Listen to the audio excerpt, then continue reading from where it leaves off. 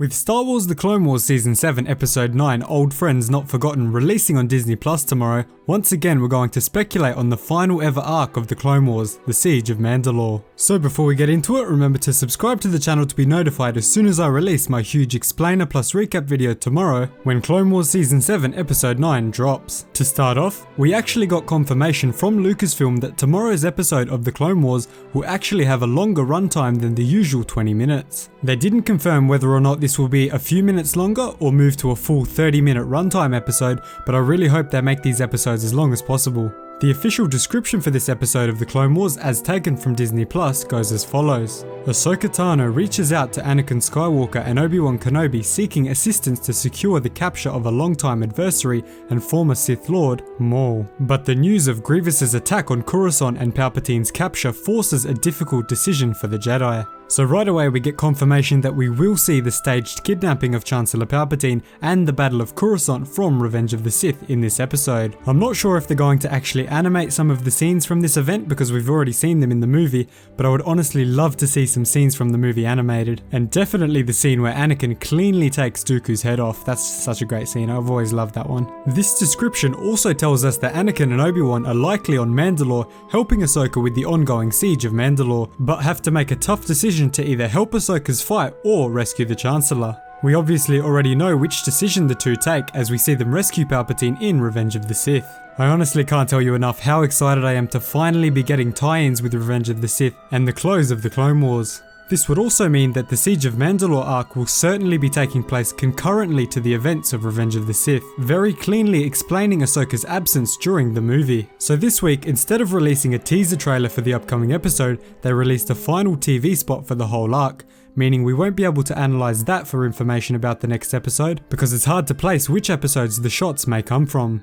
They did however release many more teaser images than last week, so we still have a lot to break down. The first image shows Ahsoka and Rex looking over a railing in what is most likely the Republic ship in orbit of Mandalore, or a ground base on the surface of the planet. This is probably right at the start of the episode as Rex explains everything that has happened in between her absence from the Republic military and her return. This is definitely going to be a very touching moment between the two and set up their even later reunion which we saw in Star Wars Rebels. Next up we get an incredible shot of Obi-Wan and Anakin standing side by side. You can definitely tell we're now right on the edge of Revenge of the Sith and even going forward into it, with Obi-Wan and Anakin in their exact outfits from the film. Obi-Wan and Anakin have also been further adjusted to look more like Ewan McGregor and Hayden Christensen. The look on Anakin's face in this image makes me think that this is just prior to his reunion with Ahsoka, with Obi-Wan looking like he's about to comfort Anakin. Following that we get another touching shot with Ahsoka finally seeing the clone trooper helmets of the 332nd Company painted to match her face markings and skin colour.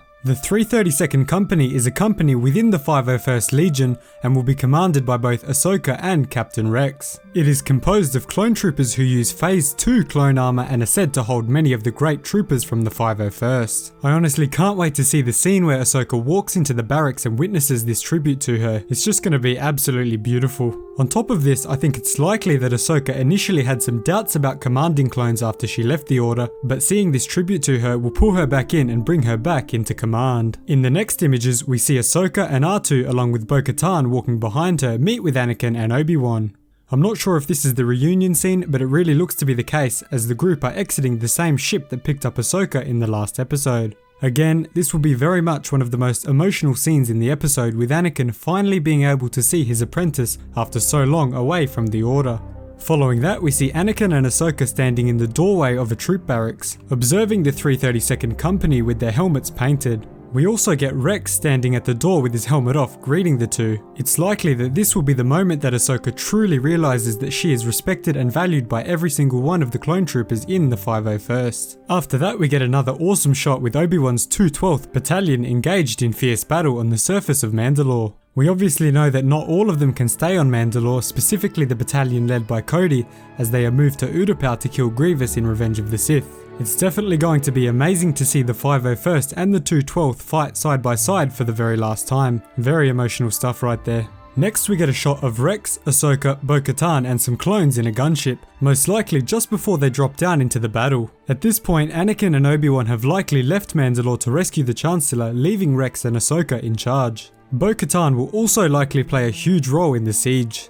We also see Bo-Katan in the royal palace of Mandalore, but I don't think a confrontation with Maul will happen this early in the arc. She's most likely going there to seek help from some previous Mandalorians that were high up in the government. The final teaser shot we get shows Anakin and Ahsoka together in what will likely be the last time they ever see each other again. After this, Anakin is probably called away to rescue the Chancellor, never to truly come face to face with Ahsoka again until their duel in Star Wars Rebels. Overall, we're definitely going to see the reunion of Anakin and Ahsoka, as well as the call from the Jedi Order for Anakin and Obi-Wan to return to Coruscant for the rescue of Chancellor Palpatine. This is going to be the greatest arc in the Clone Wars history, no question.